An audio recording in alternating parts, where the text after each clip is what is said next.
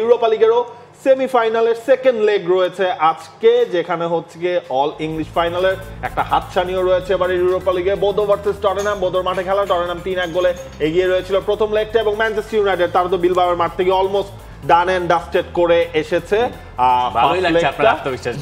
অবশ্যই আত্মবিশ্বাস দেখানোর মতো আসলে ম্যানচেস্টার ইউনাইটেড, অন্তত ইউরোপা লিগে আপনি একমাত্র unbeaten team.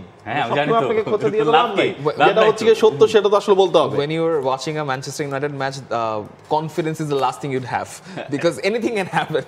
Anything can happen. আগের রাতে 3-0 সময় একজন মানে আমাদের এক কলিগ মেসেজ দিয়ে বলছিলেন যে খেলা তো জিতে যাচ্ছে, নিশ্চয়ই আপনি ঘুমা যান, কারণ স্ট্যাটাস দিচ্ছিলাম না ওই সময়, ওই কারণে বললাম যে ভাই 3-0 তো আসলে ভরসা নাই, 5-0 হইলে আমি ভাববো যে না ঠিক আছে ফাইনালটা। তবে বিলবাওয়ের জন্য আসলে অলমোস্ট তারা হালই ছেড়ে দিয়েছে। এর মধ্যে যখন আপনার নিকো এবং ইনাকি উইলিয়ামসকে তারা পাবে না, সানসেটকে তারা আসলে পাবে না, একমাত্র তাদের আশা ভরসাই যে 11-12 যেবার তারা ম্যানচেস্টার ইউনাইটেডের মাঠ থেকে আসলে জিতেছিল, যদিও সেটা ছিল ফার্স্ট লেগ, তবে এবার আসলে অনেক টাফ।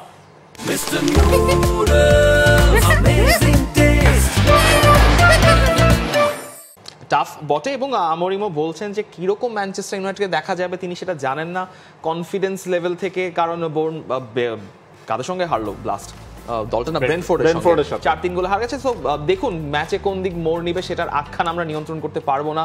পরের রাউন্ডে যেতে হলে আমাদের অবশ্যই গোল করতে হবে, ফাইনালে যেতে হলে আমাদের ভুগতে হবে। এই সাফারিং এর কথাটা না প্রত্যেকটা কোচই ঘুরিয়ে ফিরে বলেন যে we have to suffer, we have to suffer. আচ্ছা, এই আখ্যানের বাংলা কে করেছে?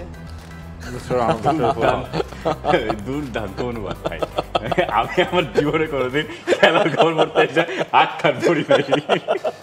অন্যদিকে ম্যানচেস্টার ইউনাইটেডের সঙ্গী কারা হতে পারে, সেখানে টটেনহ্যাম তারা আপাতত এগিয়ে রয়েছে। যদিও বোদোর কথা যদি আমরা বলি, যে নরওয়েন সেই ক্লাবটা আমি দেখলাম যে এইবারের ইউরোপা লিগেই 4টা ম্যাচে তারা আপনার হচ্ছে মিনিমাম তাদের হোম ম্যাচগুলো তারা 2 বা হচ্ছে গিয়ে -2+ মার্জিন আলটিমেটলি তাদের ম্যাজিকটা হচ্ছে সিনথেটিক টার্ফটা, ওইটাতে গিয়ে সবাই খেলতে পারে না।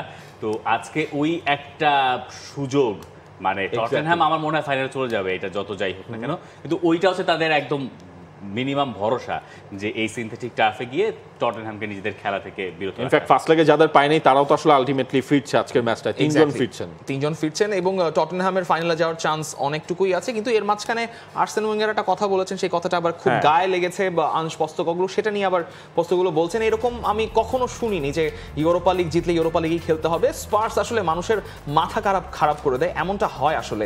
কোনো বাক্যের সঙ্গে এই ক্লাবের নাম জুড়ে দিলে স্থান কাল পাত্রগুলো সবাই ইচ্ছা মতো তুলোধুনো করতে উঠে পড়ে লেগে যায় স্পার্সকে। এখন মানে আর্সেন ওয়েঙ্গার যেটা বললেন যে ইউরোপা লিগ জিতলে কেন তাকে চ্যাম্পিয়ন্স লিগে সময় একটা সময় তো এরকম ছিল যে চ্যাম্পিয়ন্স লিগ ছাড়া মানে বাদ দিয়ে দেওয়ার একটা পরিকল্পনা, বাদ দিয়ে দেওয়া এরকম তো কিছুদিন কিছুদিনের জন্য, তারপরে না আবার ফিরিয়ে আনা হয়েছিল, 2014 ছিল বাদ দেওয়া ছিল, আবার মনে হয় ইউরোপা লিগ জিতলে চ্যাম্পিয়ন্স লিগে যাওয়ার এই যে লোভটা, এটা তো ভালো জিনিস, যথেষ্ট ভালো, ডেফিনেটলি ভালো। এবং এটার ফলে হচ্ছে কি আপনার এই দলগুলোর তো একটা সুযোগ হয়, না হলে হচ্ছে আপনি হিসাব করেন 15 নম্বরে থাকা ম্যানচেস্টার ইউনাইটেড, 16 নম্বরে থাকা, এটা ভালো তো টটেনহ্যাম। আর্সেনাল শুনেন, আর্সেন ওয়েঙ্গার গেল 3-4 দিনে বেশ কিছু কথা বলেছেন, গত 2-3 দিনে অফসাইডের একটা নিয়ে, ওই বার্সেলোনার পটেনশিয়াল পেনাল্টি হয়েছে ওইটা নিয়ে, ইন্টারারি কোনটার সাথে আপনি একমত হবেন আর কোনটার সাথে দ্বিমত হবেন এটা ইটস আপ টু ইউ, কিন্তু তার কথা আপনি ফেলেও দিতে পারবেন না, কারণ আর্সেন ওয়েঙ্গারকে আসলে সবাই ওই রেসপেক্টের জায়গাটায় রাখে। For more updates, subscribe to our YouTube channel and click on the bell icon. Follow us on Facebook and Instagram. Download T-Sports app to enjoy exciting games and highlights. Visit tsports.com.